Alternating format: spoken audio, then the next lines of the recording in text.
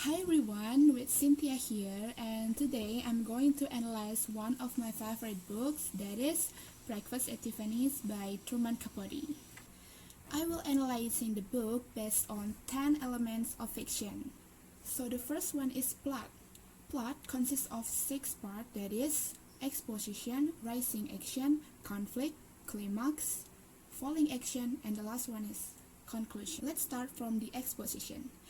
The anime narrator received a call from a bartender named Joe Bell, who used to serve the narrator and his friend Holly Golightly when they lived in a brownstone on the Upper East Side. It has been a long time since the narrator has seen, and when he arrives, Joe makes him a drink and shows him a picture taken by Aiwa Yunioshi, a photographer who used to live in the same brownstone as Holly and the narrator. Thinking about this, the narrator lives and wondering where Holly is now. The narrator starts to think about his first impression of Holly's. It's the early 1940s when he moves to the brownstones on the Upper East Side and sees Holly's name on one of the mailboxes. Holly mailbox indicates that she is traveling, but the narrator knows that isn't true because Holly often comes home late and buzzes neighbors to let her in because she always lost her key. She soon starts doing this to the narrator, getting him up at all hours. The narrator never interacting with her until he formally meets Holly one night when she appears at his windows when he is still lying in bed. She walks around the narrator's room and speaks rapidly, saying that he looks like her brother Fred and deciding to call him by this name. Okay, that's all the exposition, and now we're moving to the rising action. Holly and the narrator have a drink, and the narrator tells Holly that he is a writer. As someone used to sharing about personal information, Holly tells the narrator that she visits a mobster named Sally Tomato every Thursday in prison. Over the next few days, the narrator thinks about Holly and is quite pleased when she invites him for a drink one evening. When he arrives, a man named O.J. Berman let him in. O.J. explaining that he met Holly for the first time in California and helped her get rid of her strange accent. He still doesn't know where Holly is from and suspects he'll never find out. He's focused on helping Holly become an actress since he's an agent. When he finally gets her an audition to be in a big movie, Holly suddenly gave up and moved to New York City. Since then, she's been spending time with rich people like Rusty Trolla, whom she might marry. Going on, Holly sometimes says that she got the mean rats, which is different than having the blues. The mean rats, she says, is a kind of ants, and the only way she knows how to deal with it is by taking a cab to the Tiffany jewelry stores and gazing at its beauty. This makes her feel calm because it's like nothing bad could ever happen at Tiffany's. The narrator learns that a small literary magazine has accepted one of his stories. He rushes to show the letter to Holly, who insists they go to lunch to celebrate. They spend the afternoon walking around together. The narrator shows Holly a large birdcage in a shop window that he has been admiring for quite some time. She admits it's beautiful but hates the idea of restricting the bird's freedom. Then, that Christmas, Holly gives the narrator the birdcage. Okay, now is the conflict. Over the next few days, the narrator keeps his distance, but he soon notices a strange man lingering outside Holly's apartment. He learns that the suspicious man is Doc Golightly, Holly's much older husband. Then, Doc Golightly explains that Holly, whose real name is Lola May, wandered onto his property in Texas when she's still a girl, having run away from her nasty foster parents with her brother Fred.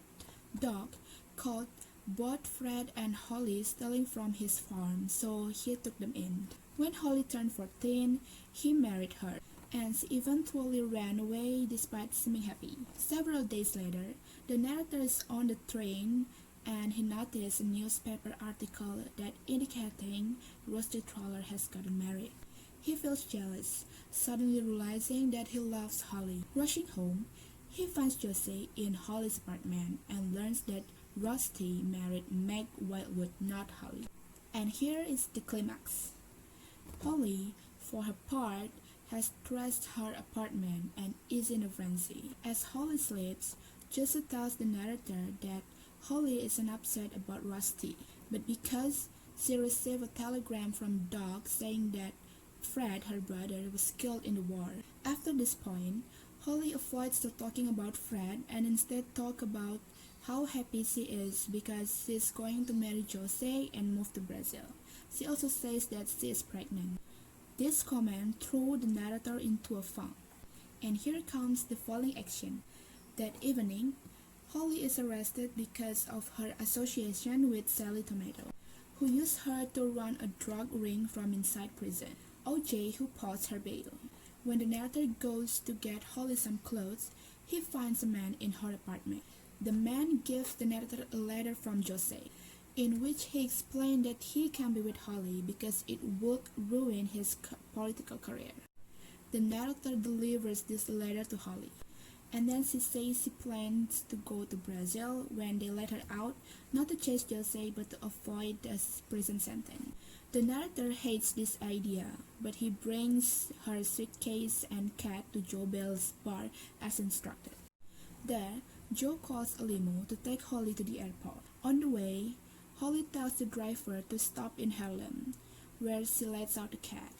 After doing this though, she screams at the driver to stop and frantically tries in vain to find the cat. The narrator promises to keep looking for the cat after she's gone, so Holly leaves. And then the last one is conclusion. The narrator receives only one telegram from Holly saying that she lives in Buenos Aires and will sending him permanent address when she has one, though she never does. This disappoints the narrator because he wants to tell her that he found her cat. He now hopes that Holly, like the cat, found somewhere she belongs. That's the plot. And the second one I will analyze is character. We have two main characters. They are the narrator, an unnamed male aspiring writer, and Holly's friend. And Holly Golightly, or Lula May is her name before, an 18-year-old country bumpkin turned into a New York coffee society girl. Then we have five major characters. They are Joe Bell, a cranky bar owner, Mike Wildwood, a loud-mouthed model, Rusty Troller, a wealthy open-air, Jose Barreger, an image-obsessed Brazilian diplomat, and then Doc Golightly, a horse doctor from Tulip, Texas, and Holly's husband.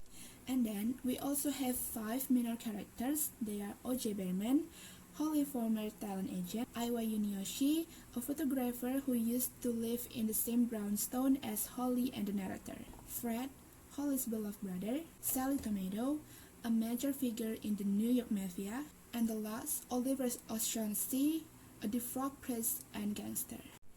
Now we are moving to the narrator's point of view. Breakfast at Tiffany's is told in the first person from the point of view of an unnamed narrator. And then the point number 4 is symbolism. I found 3 symbolisms in this story. The first one is the Tiffany's, the second one is the birdcage, and the last one is the cat. So the Tiffany's becomes a representation of everything in this life that Holly wants. And the birdcage stands for one of the fundamental differences between Holly and the narrator, which is that Holly's fear of losing her freedom. The cat represents of the fact that people are connected to the elements of their lives without even realizing it. And then point number 5, that is atmosphere. The atmosphere I got during read this book is mixed sad, pity, and happy at the same time. I feel sad when I read about Holly's past, when she and her brother have to run away from their nasty foster parents. And because of that, she has to live without any clear aim. Then I will pity for Holly because she has to meet every rich man for their money. I don't know if I have to feel this way, but I think she could meet one man who's loved her and spend the rest of her life with him. And I also feel happy for her being herself. She really enjoyed being free when at the time many young girls doesn't. And then point number 6 is language. Language used in this book is written in English. Then point number 7 is style. The writing style used by Truman Capote here is direct, straightforward. Capote isn't afraid to be blunt. He doesn't shy away from using language that many readers might find shocking and offensive. Then point number 8 is irony. The irony is that Holly herself is a perpetual outsider, never allowing anyone to get close with her. As the nameplate on her mailbox alludes, Miss Holly Golightly traveling. For the young socialite, connections are fleeting. For indeed, Holly does go lightly. This only goes highlights the importance of connection to people and place, both of which Holly lacks and which leave her adrift in a world where many seek her but few want her long term. And then point number 9 is time and place. So the time is at early 1940s and takes place in the New York City, United States of America. And the last one here, we have themes. So the theme of this novel is female independence and freedom. Truman Capote's Breakfast at Tiffany's spotlight a certain kind of female independence that was rather uncommon in the mid-20th century. In particular, 20-year-old Holly Golightly emanates a sense of untethered freedom that not many women enjoyed at the time.